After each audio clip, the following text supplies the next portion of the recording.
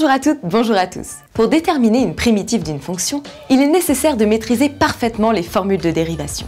Déterminer une primitive d'une fonction donnée, c'est trouver une fonction dont la dérivée est donnée. C'est un peu comme dériver à l'envers.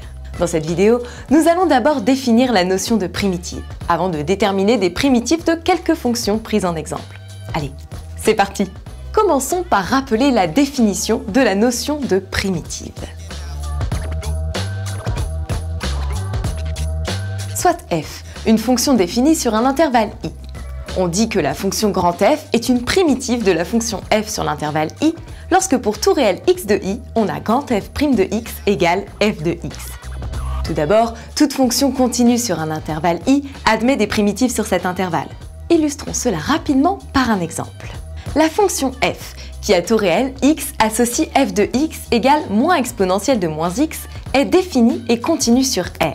Elle admet pour primitive sur R la fonction grand F, qui a tout réel x associe grand F de x égale exponentielle de moins x. En effet, si on dérive la fonction grand F, on trouve pour tout réel x, grand F' de x égale moins 1 fois exponentielle de moins x égale f de x. Mais comment déterminer des primitives? Le plus simple, c'est d'appliquer la méthode qui consiste à reconnaître la forme de la fonction f à primitiver. Soit f, une fonction donnée. Si f est une fonction usuelle, on lit directement une primitive dans le tableau suivant. Soit la fonction f, qui a tout réel x strictement positif, associe f de x égale x au carré. D'après le tableau, une primitive de f est la fonction grand F, qui a tout réel x associe grand F de x égale 1/3 de x au cube. Si f n'est pas une fonction usuelle, alors f est peut-être une somme de fonctions usuelles ou le produit d'une constante par une fonction usuelle.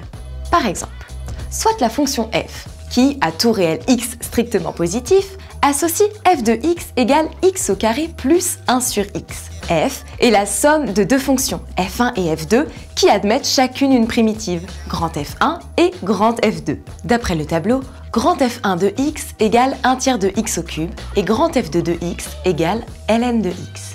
Une primitive grand F de f est la somme des primitives grand F1 et grand F2 de f1 et f2. Donc, grand F de x égale 1/3 de x au cube plus ln de x pour tout x strictement positif.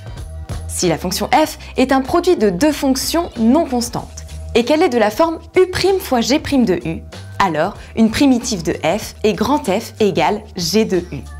Par exemple, soit la fonction h, qui a tout réel x associe h de x égale 2 fois exponentielle de x au carré. H est le produit de deux fonctions de la forme u' fois exponentielle de u avec u de x égale x au carré. Donc, une primitive sur R de h est la fonction qui a tout réel x associe grand H de x égale exponentielle de x au carré. Voilà, vous connaissez maintenant les principales techniques pour déterminer une primitive d'une fonction donnée. Pour continuer vos révisions, rendez-vous sur anabac.com et à très vite pour une nouvelle vidéo.